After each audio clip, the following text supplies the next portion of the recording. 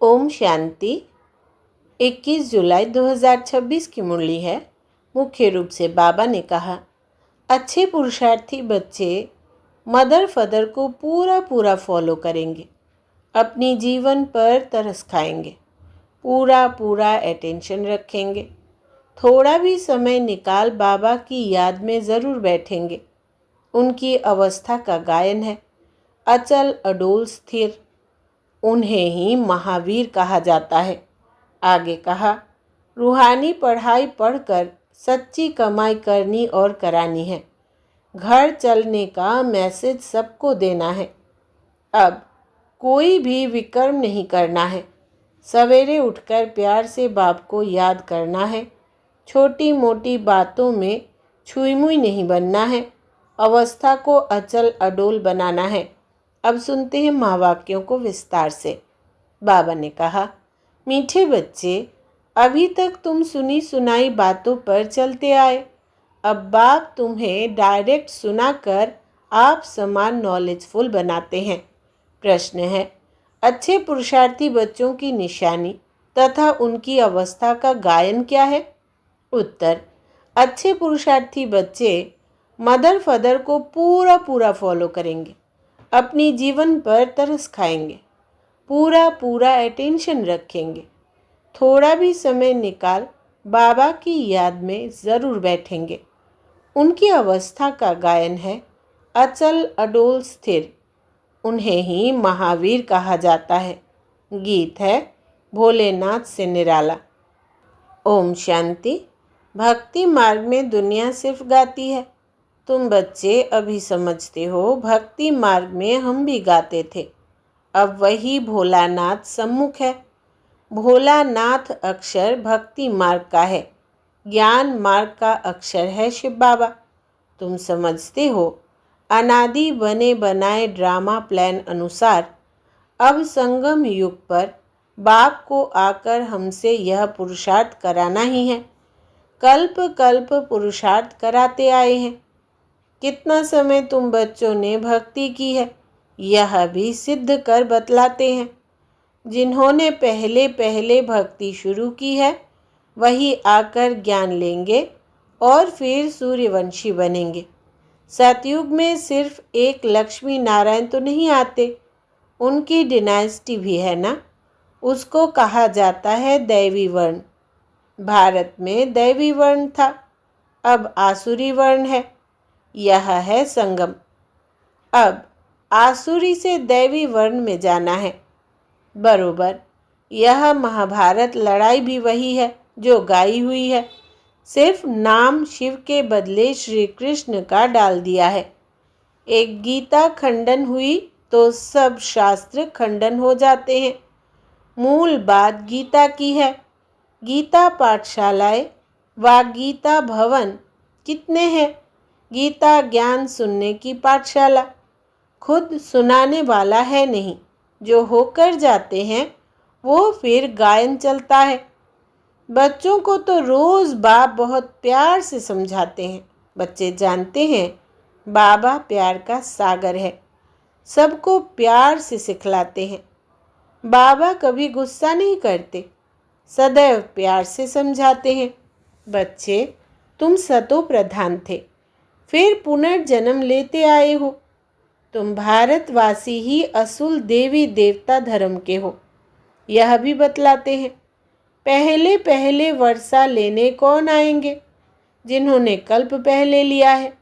वही कहेंगे, बाबा आपके सिवाय हमारा सहायक और कोई नहीं। बाप क्षमा भी तब करेंगे जब संगम युग होगा। यह तो बच्चे जानते हैं कि रावण राज्य और राम राज्य यहाँ ही होता है। रावण राज्य है तब तो राम राज्य चाहते हैं। तुम जब शिव बाबा कहते हो तो बुद्धि निराकार तरफ ही जाती है, निराकार ही याद आता है। आत्मा ही बाप को पुकारती है। ऐसे भी नहीं कि परमात्मा कोई बैठ सुनते हैं। बाप समझाते हैं, ड्रामा प्लान अनुसार पतितों को पावन बनाने के लिए तो मैं शरीर में आता हूँ। ऐसे नहीं कि पुकार सुनकर आता हूँ। भक्ति जब पूरी होती है तब मुझे आना ही है। यह समझने की बातें हैं। वो समय आता है, बच्चे पुकारने लगते हैं। यह तो कहाँ लिखा हुआ नहीं है कि कब आएंगे। उन्होंने कल्प की आयु रॉन्ग लिख दी है।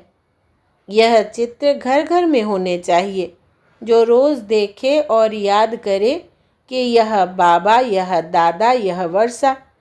बाप कहते हैं, बच्चे सतो प्रधान बनने के लिए मुझे याद करो तो खाद निकल जाएगी। यह युक्ति बाप ही समझाते हैं। यह बाप भी कहते हैं, मैं भी पुरुषार्थ करता हूँ। बच्चे एक दो को सावधान कर उन्नति को पाना है। यह चित्रों की समझानी बहुत अच्छी है। शिव बाबा ब्रह्मा द्वारा स्थापना कर रहे हैं। सामने महाभारी महाभारत लड़ाई खड़ी है। इतने अनेक धर्म विनाश होंगे, उसके लिए लड़ाई ज़रूर चाहिए। यह बातें बच्चों को भूलनी नहीं चाहिए। बरोबर अब कलयुग घोर अंधियारा है। कितने ढेर मनुष्य है, ज़रूर विनाश होना है। सतयुग में एक धर्म होगा, ज़रूर 84 जन्म का चक्र भी उन्होंने ही लगाया है। यह तो सहज है। बाकी इतने सब धर्मों का ज़रूर विनाश होगा। फिर एक धर्म की स्थापना बरोबर हो रही है। सर्व का सद्गति दाता बाप है। बाप से ही बच्चों को वर्षा मिलता है। बच्चे जानते हैं, हम जो यह पढ़ाई पढ़ते हैं वो भविष्य 21 जन्मों के लिए पढ़ते हैं। भगवान उवाच, मैं तुमको पढ़ाकर 21 जन्मों के लिए स्वर्ग का मालिक बनाता हूँ। सूर्यवंशी चंद्रवंशी घराने की बरोबर स्थापना होती है। जो जितना पुरुषार्थ करेगा उतना ऊंच पद पाएगा।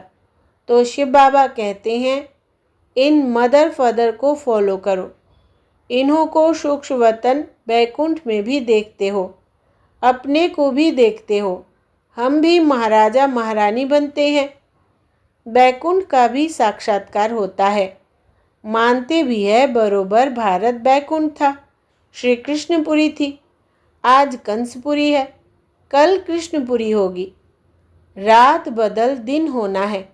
यह है आधा कल्प बेहद का दिन और आधा कल्प बेहद की रात। अंधियारे में ठोकरे ही खाते रहते हैं। ब्रह्मा की रात सो ब्राह्मणों की रात। फिर तुम ब्राह्मण से देवता बनते हो। सतयुग में ब्राह्मण होते नहीं, देवता होते हैं। यह भी बच्चे जानते हैं। भारत पवित्र राजस्थान था, फिर अपवित्र राजस्थान बना है। भारत सदैव राजस्थान रहा है।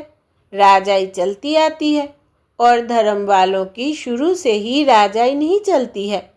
भगवान ही राजाई स्थापन करते हैं। भगवान ही आकर राजयोग सिखलाते हैं।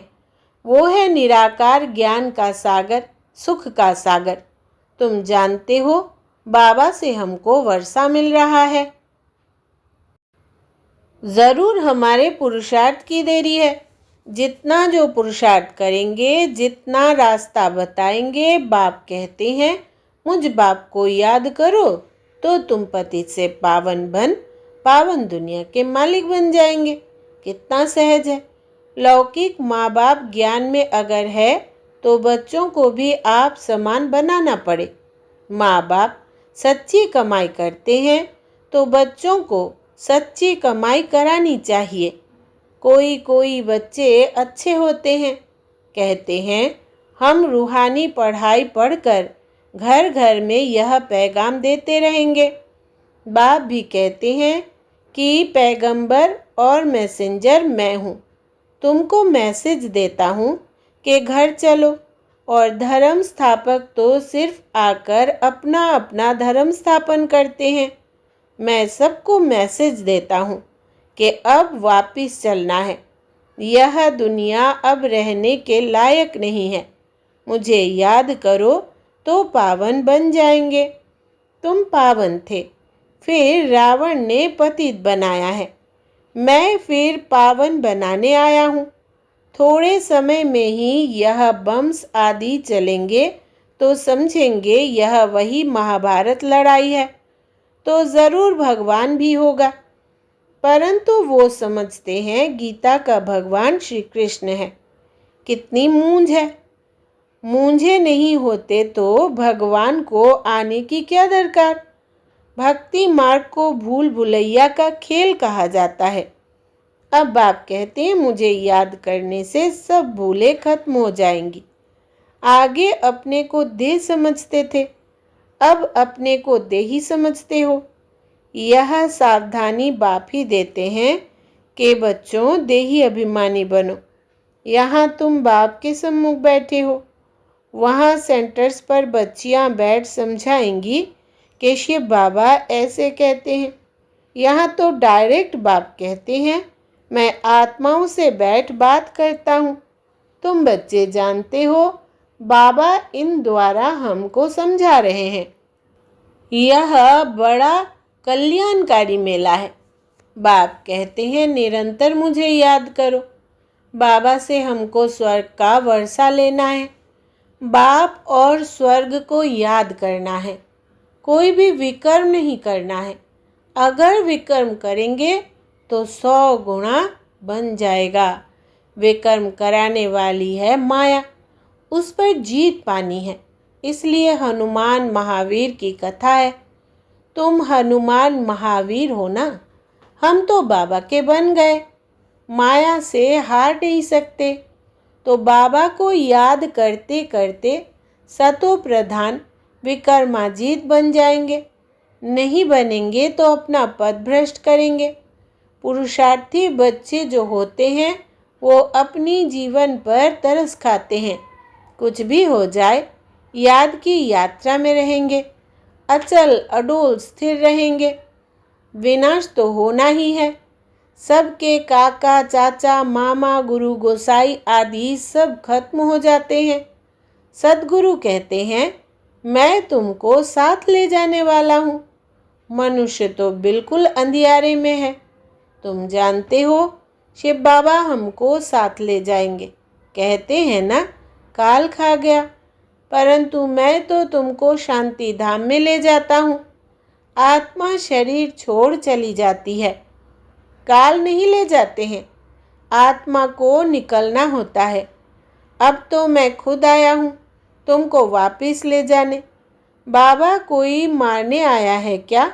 नहीं, तुमको पुराना शरीर छोड़ना है। आत्मा तमो प्रधान से सतो प्रधान होनी है। अब 5 तत्व भी तमो प्रधान है, इसलिए शरीर भी ऐसे बनते हैं। वहाँ सतो प्रधान तत्वों से तुम्हारे शरीर भी गोरे बनेंगे। बाप कहते हैं मैं फिर से सतयुगी आदि सनातन देवी देवता धर्म स्थापन करता हूँ। तुमने ही 84 जन्म भोगे हैं। तुम अपने धर्मों को भूल गए हो और कोई अपने धर्मों को भूले नहीं है। तुम अभी जानते हो हम असल में देवी देवता धर्म वाले इतने ऊंच से फिर नीचे कैसे बने हैं। बाप बैठ कल्प कल्प तुमको ही समझाते हैं, तुम फिर औरों को समझाते रहेंगे। अब 84 का चक्र पूरा होता है। विनाश सामने खड़ा है। स्वर्ग का मालिक बनने के लिए अपने को लायक बनाना है। वो बनना है याद से। सुबह को उठ बाबा को याद करो। बाबा वंडर है, आप कैसे आते हो, कैसे आप सम्मुख बात कर रहे हो। वो है सुनी सुनाई भक्ति मार्ग की बातें। अब तो हम आत्माओं को आप बाप मिले हो। आत्मा को बाप मिलता है तो उस प्यार में आकर मिलते हैं। बच्चे बाप के साथ बहुत प्यार से मिलते हैं। यहाँ तो वो निराकार बाप है, गुप्त। इसलिए बाबा हमेशा कहते हैं इनसे मिलते हो तो शिव बाबा को याद कर मिलो। मनुष्य तो कुछ भी नहीं जानते हैं। तुम्हारे में भी जो कोई जानते हैं मेरा बनकर फिर भूल जाते हैं। देह अभिमान में आ जाते हैं। प्रतिज्ञा भी करते हैं बाबा मैं आपका हो चुका हूँ। मेल चाहे फीमेल दोनों की आत्मा कहती है, परंतु शरीर में है तो मेल कहता है आपका बन चुका हूँ, फीमेल कहेगी मैं बन चुकी हूँ। बाबा, हम आपसे पूरा वर्षा लेंगे, पूरा याद करेंगे। याद बगैर कट निकल नहीं सकती। तमो प्रधान से सतो प्रधान बन नहीं सकते। सतयुग में तुमको अखंड अटल सुख शांति संपत्ति का 21 जन्म राज्य मिलता है। स्वर्ग का रचयिता बाप जरूर अपना वर्षा देंगे। गाते भी है, परवाह है पार ब्रह्म में रहने वाले परम पिता परमात्मा की।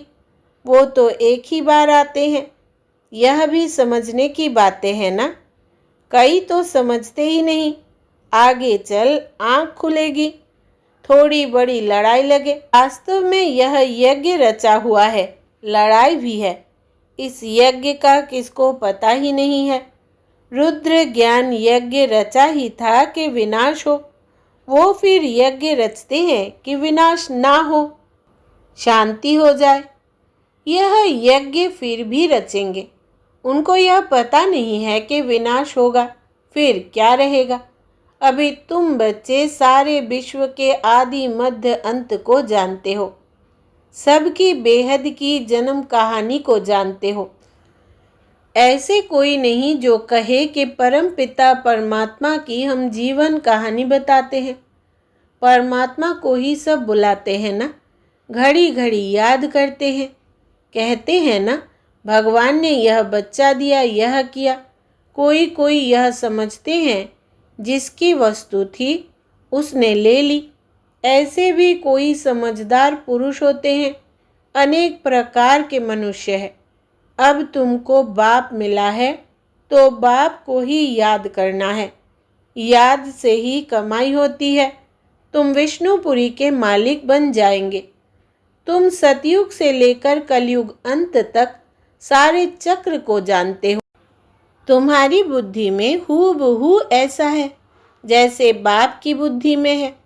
इसलिए उनको ज्ञान का सागर नॉलेजफुल कहा जाता है। अभी तुम बाप से वर्षा ले रहे हो। तुम बच्चों को अचल स्थिर रहना चाहिए। ऐसे नहीं कि माया घड़ी घड़ी आकर डोलायमान करे।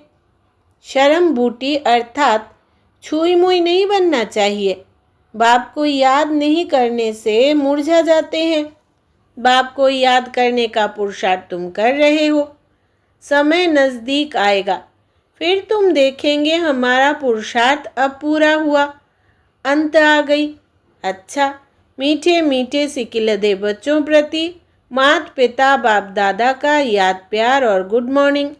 रूहानी बाप की रूहानी बच्चों को नमस्ते। हम रूहानी बच्चों की रूहानी माता पिता बाप दादा को याद प्यार, गुड मॉर्निंग और नमस्ते बाबा नमस्ते। धारणा के लिए मुख्य सार। पहला, रूहानी पढ़ाई पढ़कर सच्ची कमाई करनी और करानी है। घर चलने का मैसेज सबको देना है। अब कोई भी विकर्म नहीं करना है। दूसरा, सवेरे उठकर प्यार से बाप को याद करना है। छोटी मोटी बातों में छुई मुई नहीं बनना है। अवस्था को अचल अडोल बनाना है। वरदान है आज का, नॉलेज की लाइट माइट द्वारा अपने लक को जगाने वाले सदा सफलता मूर्त भव। विस्तार है, जो बच्चे नॉलेज की लाइट और माइट से आदि मध्य अंत को जानकर पुरुषार्थ करते हैं, उन्हें सफलता अवश्य प्राप्त होती है। सफलता प्राप्त होना भी लक की निशानी है। नॉलेजफुल बनना ही लक को जगाने का साधन है।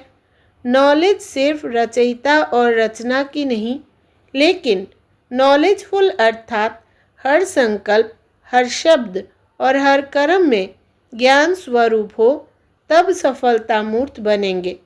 अगर पुरुषार्थ सही होते भी सफलता नहीं दिखाई देती है तो यही समझना चाहिए कि यह असफलता नहीं, परिपक्वता का साधन है।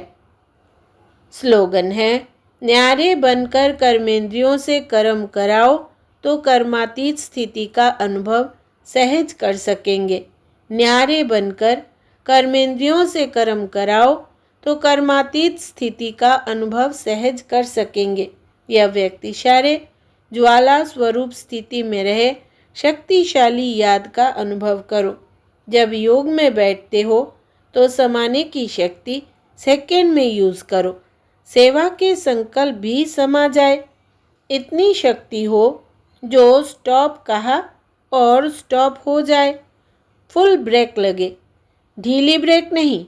अगर 1 सेकंड के बजाय ज़्यादा समय लग जाता है तो समाने की शक्ति कमज़ोर कहेंगे। अच्छा, ओम शांति।